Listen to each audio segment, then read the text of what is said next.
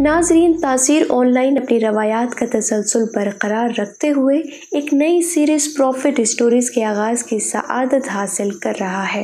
یہ عام فہم اور سادہ انداز میں انبیاء کرام علیہم السلام کی ایمان افروز واقعات اور حالات زندگی پیش کرنے کی ایک کوشش ہے۔ دعا ہے کہ اللہ ہماری اس کوشش کو کامیاب کرے۔ جیسا کہ ہم سب جانتے ہیں کہ اللہ رب العزت نے انسان کی رہنمائی کے لیے کم و بیش 1,24,000 انبیاء علیہم السلام کو مبعوث فرمایا۔ انبیاء کرام کی بعثت کا یہ سلسلہ حضرت آدم علیہ السلام سے شروع ہوا اور اس مبارک سلسلے کا اختتام حضرت محمد صلی اللہ علیہ وآلہ وسلم کی ذات اقدس پر ہوا۔ آپ صلی اللہ علیہ وآلہ وسلم خاتم النبیین ہیں۔ قرآن کریم میں متعدد انبیاء کرام علیہم السلام کے اسماء گرامی مذکور ہیں، جبکہ بعض انبیاء کرام کے نام احادیث مبارکہ میں بھی ملتے ہیں۔ آج کی اس پہلی قسم میں ہم آپ کے لیے حضرت آدم علیہ السلام کی کہانی پیش کر رہے ہیں۔ یہ کہانی اس وقت سے شروع ہوتی ہے جب رب ذوالجلال کا حکم فضا میں بلند ہوا، میں زمین پر اپنا نائب بنانے والا ہوں۔ فرشتے اس فیصلے پر حیران تھے۔ ان کا خیال تھا کہ جنات کی طرح یہ مخلوق بھی زمین پر لڑائی جھگڑا اور فساد برپا کرے گی۔ چنانچہ انہوں نے اس فیصلے کی حکمت معلوم کرنے کے لیے ڈرتے ڈرتے عرض کیا، اے ہمارے رب، تو ایسے شخص کو کیوں پیدا کرتا ہے جو زمین میں فساد کرے اور خون بہائے؟ اور ہم تیری تسبیح، حمد اور پاکیزگی بیان کرنے والے ہیں۔ تو اللہ تعالیٰ نے فرمایا، جو میں جانتا ہوں تم نہیں جانتے۔ اللہ تعالیٰ نے حضرت جبرائیل کو حکم دیا کہ کرۂ ارض سے مٹی لے کر آؤ۔ حضرت ابو موسیٰ اشعری سے روایت ہے کہ نبی کریم صلی اللہ علیہ وآلہ وسلم نے ارشاد فرمایا، اللہ نے حضرت آدم کو ایک مٹھی خاک سے پیدا فرمایا۔ یہ مٹی تمام روئے زمین سے حاصل کی گئی تھی، اور یہی وجہ ہے کہ حضرت آدم علیہ السلام کی نسل میں مختلف رنگ و زبان کے لوگ پائے جاتے ہیں۔ حضرت ابو ہریرہ رضی اللہ تعالیٰ عنہ سے روایت ہے کہ حضور اکرم صلی اللہ علیہ وآلہ وسلم کا ارشاد ہے، جب اللہ نے آدم کو پیدا فرمایا اور ان میں روح پھونکی تو ان کو چھینک آئی، جس پر انہوں نے الحمدللہ کہا۔ یوں سب سے پہلے ان کے منہ سے اللہ کی حمد نکلی۔ اللہ تعالیٰ نے حضرت آدم علیہ السلام کو تمام چیزوں کے نام سکھا کر ان چیزوں کو فرشتوں کے سامنے پیش کیا اور فرمایا، اگر تم سچے ہو تو ان چیزوں کے نام بتاؤ۔ انہوں نے کہا، اے اللہ، تیری ذات پاک ہے، ہمیں علم نہیں سوائے اس کے جو تو نے ہم کو سکھایا ہے۔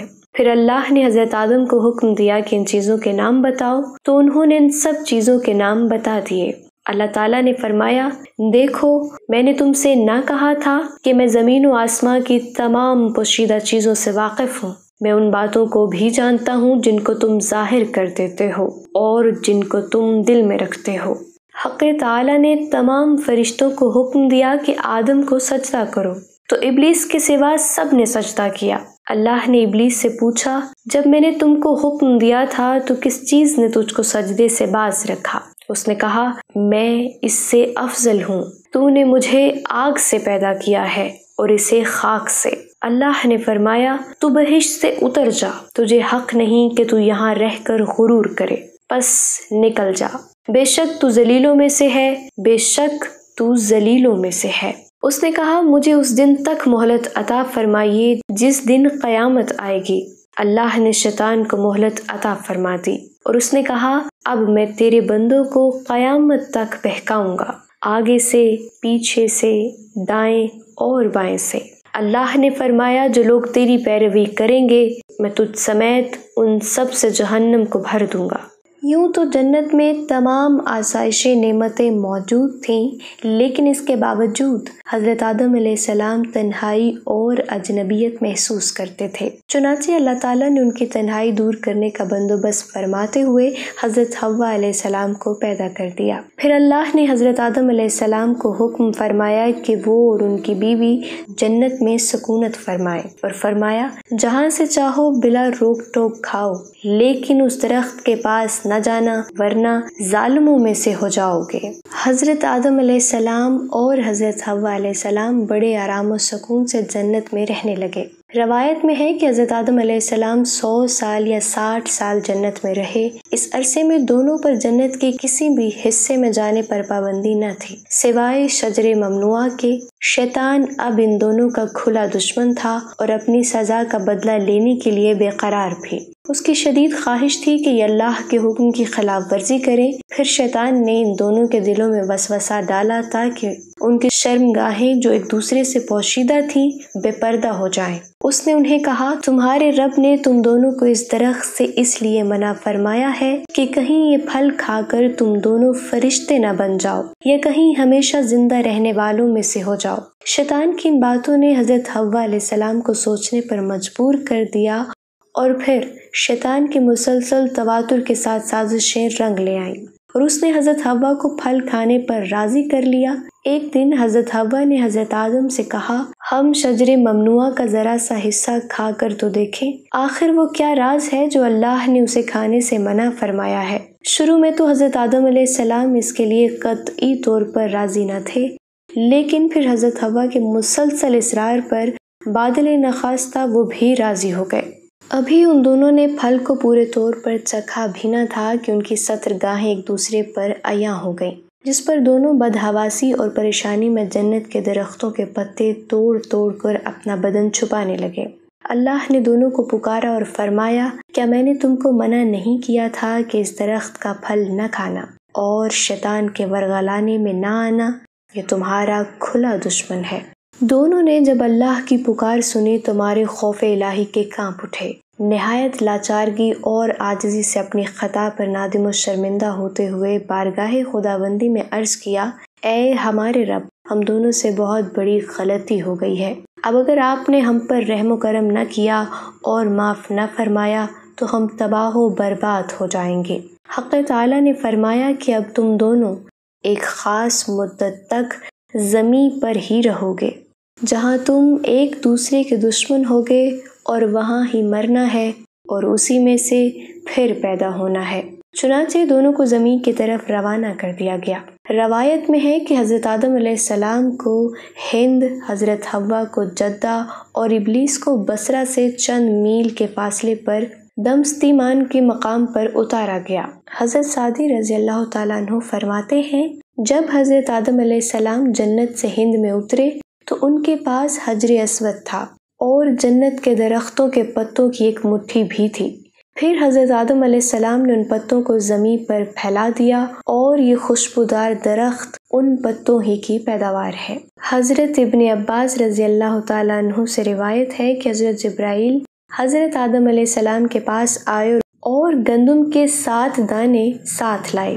حضرت آدم علیہ السلام نے پوچھا، یہ کیا ہے؟ عرض کیا کہ یہ اس درخت کا پھل ہے جس سے آپ کو روکا گیا تھا لیکن آپ نے تناول کر لیا تھا۔ فرمایا، تو اب میں اس کا کیا کروں؟ عرض کیا، ان کو زمین میں بو دیجئے۔ حضرت آدم علیہ السلام نے بو دیے اور وہ دانے وزن میں دنیا کے دانوں سے 1,00,000 درجے زیادہ تھے۔ وہ دانے اگے، حضرت آدم علیہ السلام نے فصل کاٹی، پھر دانوں کو بھوسی سے جدا کیا، پھر صفائی کی، اسے پیس کر آٹا گوندا اور روٹی پکائی۔ اس طرح محنت و مشقت کے بعد اسے کھایا۔ حضرت آدم علیہ السلام زمین پر آنے کے بعد نہایت شرمسار اور افسردہ تھے۔ پھر حضرت حوا سے علیحدگی نے بھی سخت پریشانی میں مبتلا کر دیا تھا۔ روایت میں ہے کہ آپ ایک طویل عرصے تک اللہ کے حضور گڑ گڑاتے، فریاد کرتے اور آنسو بہاتے رہے، یہاں تک کہ اللہ تعالیٰ کو ان کی اس گریہ ازاری پر رحم آ گیا اور پھر ایک دن حضرت جبرائیل نے حضرت آدم علیہ السلام کے پاس آ کر انہیں اللہ کی جانب سے معافی کی نوید سنا دی۔ حضرت آدم علیہ السلام خوشی سے سرشار بارگاہ خداوندی میں سربسجود ہو کر شکر بجا لائے۔ پھر حضرت جبرائیل علیہ السلام انہیں لے کر مکہ روانہ ہو گئے، جہاں حضرت آدم علیہ السلام نے کعبہ شریف کی بنیاد رکھی اور حجر اسود کو کعبہ کی دیوار میں نصب فرما دیا۔ پھر اس کے گرد طواف کیا۔ طواف سے فارغ ہو کر حضرت جبرائیل انہیں جبل عرفات پر لے گئے، جہاں حضرت حوا علیہ السلام تشریف فرما تھیں، لیکن طویل عرصے کی جدائی کی وجہ سے دونوں ایک دوسرے کو پہچان نہ سکے، جس پر حضرت جبرائیل علیہ السلام نے دونوں کا تعارف کروایا۔ حضرت آدم علیہ السلام اور حضرت حوا علیہ السلام کی ملاقات کے بعد اللہ نے انہیں اولاد کثیر سے نوازا۔ حضرت حوا جب امید سے ہوئی تو ایک لڑکا اور ایک لڑکی پیدا ہوئے، تب دوبارہ امید سے ہوئی تو پھر ایک لڑکا اور لڑکی ہوئے۔ پہلے والے لڑکی کی شادی دوسری مرتبہ والی لڑکی سے اور دوسرے والے لڑکے کی پہلی والی لڑکی سے شادی مقرر کی گئی۔ چنانچہ پہلی مرتبہ قابیل اور ان کی بہن اقلیمیہ پیدا ہوئیں، دوسری مرتبہ حابیل اور ان کی بہن یہودا پیدا ہوئی۔ حضرت آدم علیہ السلام نے اقلیمیہ کی شادی حابیل سے اور یہودا کی شادی قابیل سے کرنا چاہی، مگر قابیل نے یہودا سے شادی سے انکار کر دیا۔ وہ اقلیمیہ سے شادی کرنا چاہتا تھا کیونکہ وہ یہودا سے زیادہ خوبصورت تھیں۔ حضرت آدم علیہ السلام نے ہر چند سمجھایا لیکن وہ بضد رہا۔ آخر حضرت آدم علیہ السلام نے دونوں بیٹوں سے فرمایا کہ تم دونوں اپنی قربانی کو کوہ صفا پر لے جاؤ۔ اللہ کے حکم سے آسمان سے آگ آئے گی جو حق کا فیصلہ کر دے گی۔ دونوں اپنی قربانیوں کو لے کر جبل صفا پہنچے۔ چونکہ حابیل حق پر تھا اس لیے اس کی قربانی قبول ہو گئی۔ اس پر قابیل حابیل کا جانی دشمن ہو گیا اور پھر ایک دن اس نے حابیل کو قتل کر ڈالا۔ حابیل کے قتل کے بعد قابیل کو یہ فکر لاحق ہو گئی کہ اس کی لاش کو کیسے چھپائے۔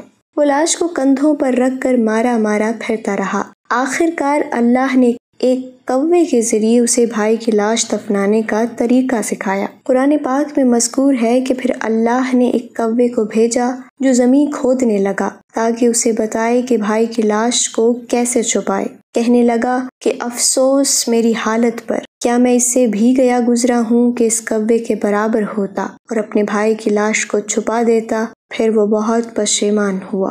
حضرت آدم علیہ السلام کی وفات کا وقت آیا اور فرشتے گھر میں داخل ہوئے تو آپ سمجھ گئے۔ اپنی اہلیہ حضرت حوا علیہ السلام اور اپنے بچوں سے فرمایا کہ تم سب مجھے تنہا چھوڑ دو۔ اس کے بعد آپ اللہ تعالیٰ کی حمد و ثنا میں مصروف ہو گئے۔ فرشتوں نے روح قبض کر لی، پھر غسل دے کر کفن دیا، خوشبو لگائی، گڑھا کھود کر قبر بنائی۔ حضرت جبرائیل علیہ السلام نے ان کے بیٹے حضرت شیس علیہ السلام کو نماز جنازہ پڑھنے کا طریقہ بتایا۔ آپ علیہ السلام نے نماز جنازہ پڑھائی۔ عام طور پر تاریخی کتب میں حضرت آدم علیہ السلام کی عمر مبارکہ 960 سال بیان کی گئی ہے۔ تو یہ تھی حضرت آدم علیہ السلام کی داستان حیات۔ اس سے اگلی قسط میں ہم انشاءاللہ حضرت شیت علیہ السلام کی کہانی آپ کے سامنے بیان کریں گے۔